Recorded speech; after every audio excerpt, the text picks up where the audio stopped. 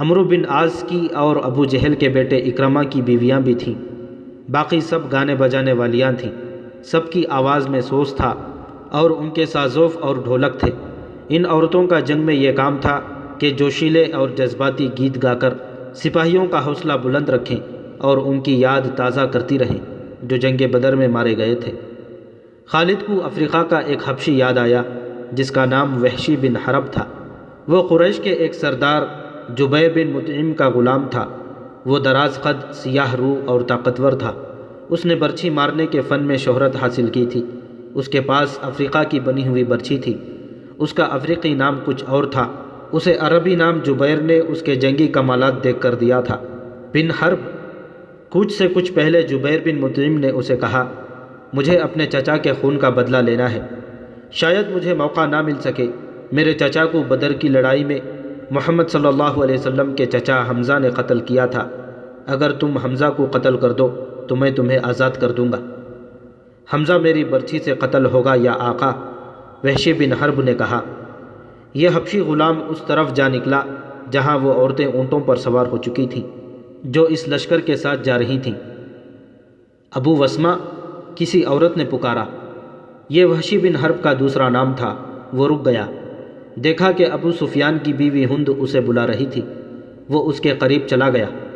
ابو وسمہ، ہند نے کہا، حیران نہ ہو، تجھے میں نے بلایا ہے۔ میرا سینہ انتقام کی آگ سے جل رہا ہے۔ میرا سینہ ٹھنڈا کر دے۔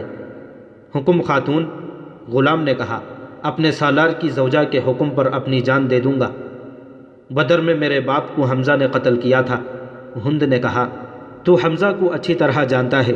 یہ دیکھ میں نے سونے کے جو زیورات پہن رکھے ہیں۔ اگر تو حمزہ کو قتل کر دے گا تو یہ سب زیورات تیرے ہوں گے۔ وحشی بن حرب نے ہند کے زیورات پر نگاہ ڈالی تو وہ مسکرایا اور زیر لب پرعزم لہجے میں بولا، حمزہ کو میں ہی قتل کروں گا۔ خالد کو اپنے لشکر کا کوچ یاد تھا۔ اسی راستے سے لشکر مدینہ کو گیا تھا۔ اس نے ایک بلند جگہ کھڑے ہو کر اپنے لشکر کو دیکھا تھا۔ اس کا سینہ فخر سے پھیل گیا تھا۔ اسے مدینہ کے مسلمانوں پر رحم آ گیا تھا، لیکن اس رحم نے بھی اسے مسرت دی تھی۔ یہ خون کی دشمنی تھی۔ یہ اس کے وقار کا مسئلہ تھا۔ مسلمانوں کو کچل ڈالنا اس کا عزم تھا۔ جنگ احد کے بہت دن بعد اسے پتہ چلا تھا کہ جب مکے میں قریش لشکر جمع کر رہے تھے تو اس کی اطلاع رسول اکرم صلی اللہ علیہ وسلم کو مل گئی تھی، اور جب یہ لشکر مدینہ کے راستے میں تھا تو رسول خدا صلی اللہ علیہ وسلم کو اس کی رفتار، پڑاؤ اور مدینے سے فاصلے کی اطلاعیں مسلسل ملتی رہتی تھیں۔ آپ صلی اللہ علیہ وسلم کو لشکر کے مکے سے کوچ کی اطلاع حضرت عباس رضی اللہ تعالیٰ عنہ نے دی تھی۔ قریش کے اس لشکر نے مدینے سے کچھ دور کوہ احد کے قریب ایک ایسی جگہ کیمپ کیا تھا جو ہری بھری تھی اور وہاں پانی بھی تھا۔ خالد کو معلوم نہ تھا کہ مسلمانوں کے 2 جاسوس اس لشکر کی پوری تعداد دیکھ آئے ہیں اور رسول کریم صلی اللہ علیہ وسلم کو بتا چکے ہیں۔ 21 مارچ 625 عیسوی کے روز رسول کریم صلی اللہ علیہ وسلم نے اپنی فوج کو کوچ کا حکم دیا اور شیخین نام کی ایک پہاڑی کے دامن میں جا خیمہ زن ہوئے۔ آپ صلی اللہ علیہ وسلم کے ساتھ 1000 پیادہ مجاہدین تھے، جن میں 100 نے زرہ پہن رکھی تھی۔ مجاہدین کے پاس صرف 2 گھوڑے تھے، جن میں سے ایک رسول کریم صلی اللہ علیہ وسلم کے پاس تھا۔ اس موقع پر مسلمانوں کی نفاق کا پہلا خطرناک مظاہرہ ہوا جو غداری کے مترادف تھا۔ مدینے کے بعض ایسے لوگوں نے اسلام قبول کر لیا تھا جو دل سے مسلمان نہیں ہوئے تھے۔ انہیں رسول مقبول صلی اللہ علیہ وسلم نے منافقین کہا تھا۔ کسی کے متعلق یہ معلوم کرنا کہ وہ سچا مسلمان ہے یا منافق بہت مشکل تھا۔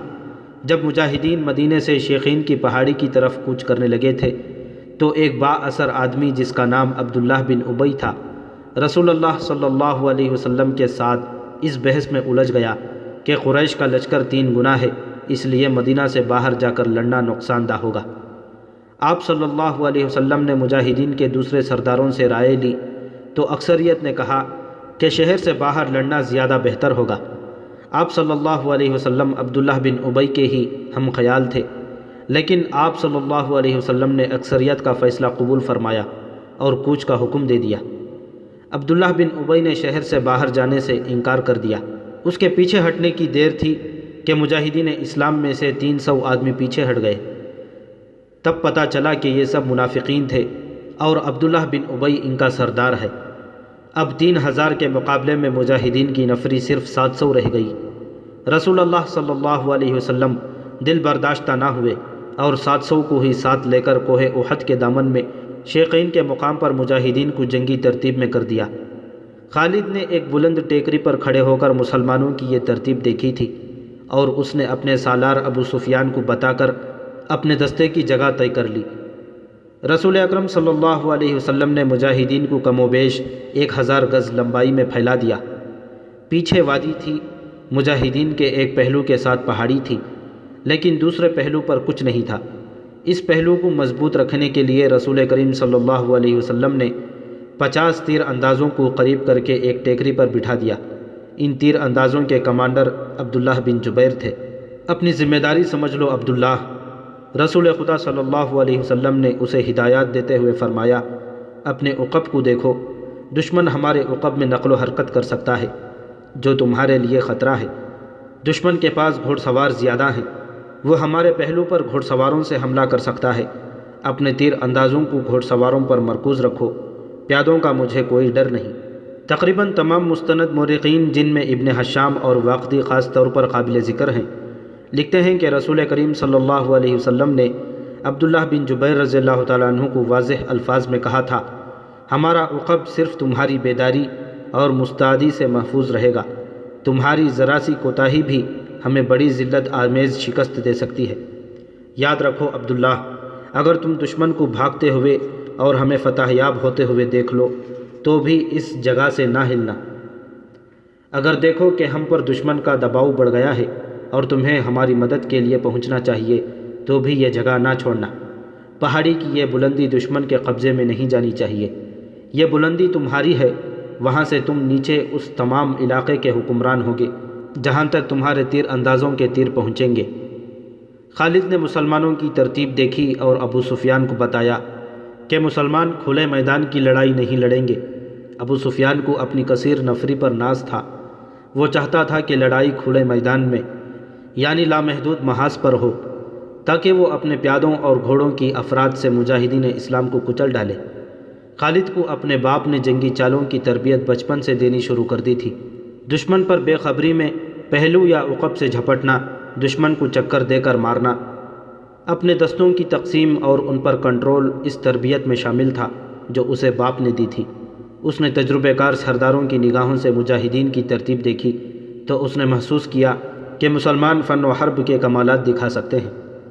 ابو سفیان اپنی فوج کو مسلمانوں کے بالمقابل لے گیا۔ اس نے گھوڑ سواروں کو مسلمانوں کے پہلوؤں پر حملہ کرنے کے لیے بھیجا۔ ایک پہلو پر خالد اور دوسرے پر اکرمہ تھے، دونوں کے ساتھ 100 گھوڑ سوار تھے۔ تمام گھوڑ سواروں کا کمانڈر عمرو بن عاص تھا۔ پیادوں کے آگے ابو سفیان نے 100 تیر انداز رکھے۔ قریش کا پرچم طلحہ بن ابو طلحہ نے اٹھا رکھی تھی۔ اس زمانے کی جنگوں میں پرچم کو دل جیسی اہمیت حاصل تھی۔ پرچم کے گرنے سے فوج کا حوصلہ ٹوٹ جاتا اور بھگدڑ مچ جاتی تھی۔ قریش نے جنگ کی ابتدا اس طرح کی کہ ان کی صفوں میں ایک شخص ابو عامر فاسق آگے ہو کر مجاہدین کے قریب چلا گیا۔ اس کے پیچھے قریش کے غلاموں کی کچھ تعداد بھی تھی۔ ابو عامر مدینہ کا رہنے والا تھا، وہ قبیلہ اوس کا سردار تھا۔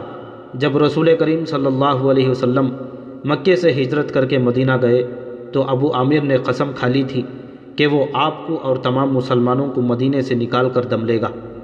اس پر ایک بڑی ہی حسین یہودن کا اور یہودیوں کے مال و دولت کا طلسم طاری تھا۔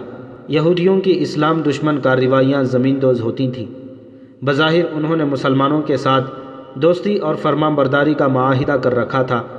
ابو عامر انہی کے ہاتھ میں کٹ پتلی بنا ہوا تھا، لیکن ان یہودیوں نے اسے قریش کا دوست بنا رکھا تھا۔ اب مجاہدین قریش کے خلاف لڑنے کے لیے مدینے سے نکلے تو ابو عامر قریش کے پاس چلا گیا۔ اس کے قبیلے اوس کے بہت سے آدمی رسول کریم صلی اللہ علیہ وسلم کے دست مبارک پر اسلام قبول کر چکے تھے اور وہ قریش کے مقابلے میں صف آرا تھے۔ ابو عامر آگے چلا گیا اور مجاہدین سے بلند آواز میں مخاطب ہوا۔ رسول کریم صلی اللہ علیہ وسلم نے اسے فاسق کا خطاب دیا تھا۔ قبیلہ اوس کے غیرت مند بہادروں، ابو عامر فاسق نے کہا، تم مجھے یقیناً پہچانتے ہو، میں کون ہوں؟ میری بات غور سے سن لو۔ اور وہ اپنی للکار پوری نہ کر پایا تھا کہ مجاہدین اسلام کی صف سے قبیلہ اوس کے ایک مجاہد کی آواز گرجی، او فاسق بدکار، ہم تیرے نام پر تھوک چکے ہیں۔